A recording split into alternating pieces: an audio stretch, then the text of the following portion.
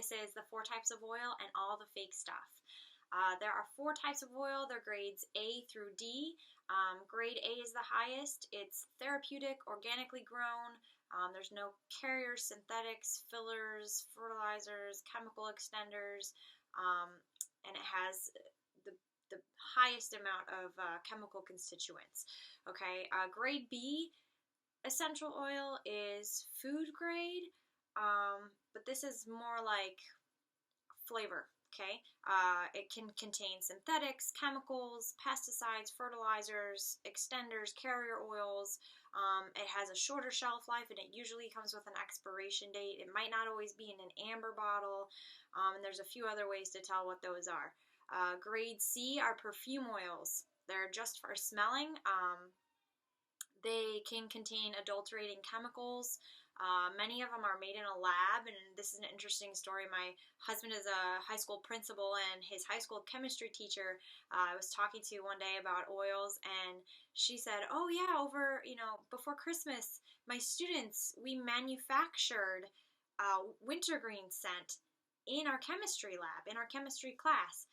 So a lot of these oils are actually being manufactured. You can create them just using chemistry, which is how a lot of them are made. And then the last grade is grade D floral water. It's basically the byproduct of grade A distillation. When you distill plants, you get essential oil, and you get the smelly steam that's left over from distillation, and that's what floral water is. It's smelly water.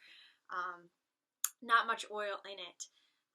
The FDA, though, doesn't have any regulations. There's no regulations in the US for essential oils. So this is where you really need to know your source, because the FDA regulates that to label an oil 100% pure, which almost every oil on the market is 100% pure oil, okay? To label it that, it actually only needs to be any grade A through D oil, 5%. I don't know why. That's just how they do it. I don't make the regulations. So this is where you have to know your source, okay? Because you only want grade A, and you definitely only want 100%.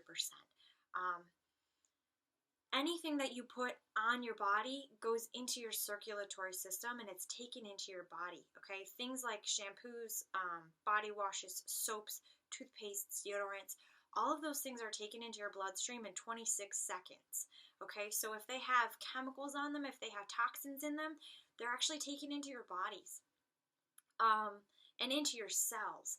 And that's why essential oils, it's so important to have the best of the best, okay? Especially when it comes to essential oils, because their molecules are so small, okay? I mentioned before in video 1 that they can be taken into the brain and through the blood-brain barrier. That's how small their molecules are. You don't want all that stuff in your cells and in your blood and in your organs and crossing the blood-brain barrier, okay? So that's why, especially why it's important to know your source, okay? Oils support your body systems. You don't want to get an oil that is going to tax your body system, because your body's already under so much of an assault. So here's where you need to read the labels, okay? If it says don't get it on your skin, don't buy it. If it says don't ingest it, don't buy it. If it says wash your hands after handling, please don't buy it. It's not good. If it says may cause irritation to airways, if it has an expiration date, if it doesn't come in an amber bottle, these are all oils you don't want to be using, because let me give you an example, okay? So if you're not somebody who eats organic food or whatever, I mean, we're not that type of family. We have 4 kids and we have a budget, but I'd love to be eating all organic, but you got to do what you got to do, okay? So you're talking about eating 1 apple that may have been sprayed with pesticides, and you wash it. Maybe if you have kids, you peel it, okay? You take that apple into your body. It goes through your digestive system, which has amazing capabilities of filtering out toxins. But essential oil is where you want to spend your money on the best of the best, because essential oil, when you put it on your body, it's like you're taking the entire apple tree and putting it in every single cell. So you don't want an oil that's been sprayed with stuff. You don't want the plants that have been sprayed with things. You don't want the oil with the chemical extender in it or the solvent in it. Again, there's no regulation in the US.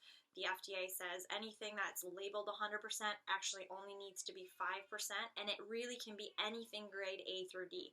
So you can get some serious junk out there. And what it really comes down to at the end of the day is cost. You know, why do other companies cost less? Why can they make lavender for $3? Well, it comes down to they cut corners.